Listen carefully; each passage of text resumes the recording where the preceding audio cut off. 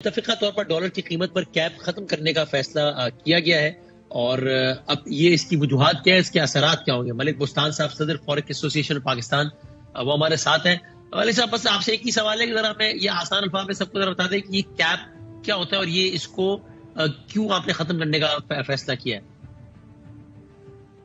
Cap کو اردو میں تو کہتے ہیں نا، ڈھکنے کہتے ہیں، اور لگایا یہ ڈالر کا جن تھا، ہم نے اس کو بوتل میں بند کیا اور کیپ لگا دیا کسی طرح یہ قابو میں آ جائے، لیکن وہ ہمارا قابو میں نہیں آ رہا، بوتلیں توڑنے کی کوشش کر رہے ہیں۔ تو ہم نے یہی سوچا ہے کہ اس کو کیپ ہٹا دیا جائے اور مارکیٹ کا جو اس وقت بلیک مارکیٹ وجود میں آ گئی ہے، اس کا مقابلہ کیا جائے۔ کہتے ہیں نا، لوہے کو لوہا ہی کاٹتا ہے اور ریٹ کو ریٹ ہی کاٹتا ہے۔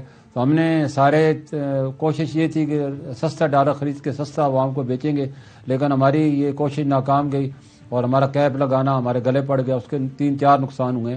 پہلا نقصان تو ایکسچینج کمپنیوں میں یہ دبا لگ گیا کہ یہ ایکسچینج کمپنیاں بلیک مارکیٹ کر رہی ہیں اور یہی بیچ رہی ہیں اور جان بوجھ کے بیچ نہیں رہی، تو اس سے ہماری بدنامی ہو رہی تھی۔ مالکان کو پتہ نہیں ہوتا، نیچے امپلائی ہمارے کرپٹ ہو رہے تھے، وہ بلیک مارکیٹ کی مافیا ان کو آپس میں لالچ دے کے ورغلا کے آؤٹ آف بک ان سے بائنگ سیلنگ کر رہی تھی، جس سے کمپنی کی بدنامی ہو رہی تھی۔ ایک اس سے ہمیں بہت بڑی ہماری ریپوٹیشن خراب ہو رہی تھی، اور دوسرا یہ تھا کہ ہماری ورکر ریمیڈنس جو کہ 3 ارب ڈالر سے آپ نے دیکھا 1 ارب ڈالر کم ہو گئی، کیونکہ انہیں دبئی میں اس وقت جو ہے ڈالر کا ریٹ ہے وہ تقریباً 260 روپے ہے، اور ہمیں انٹر بینک ہے 225 روپے۔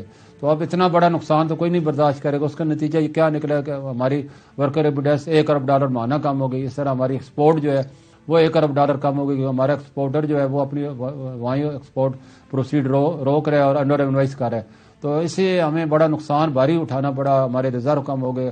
اور ایک تو میں خدا رہا اپنے معاشی تجزیہ نگاروں سے دست بدست درخواست کرتے ہوں، خدا کے لیے پاکستان کے ڈیفالٹ ہونے کی خبریں اور ریزرو ختم ہونے کی خبریں نہ چلائیں۔ انشاءاللہ پاکستان نہ ڈیفالٹ کرے گا، نہ ہی ریزرو ختم ہوں گے۔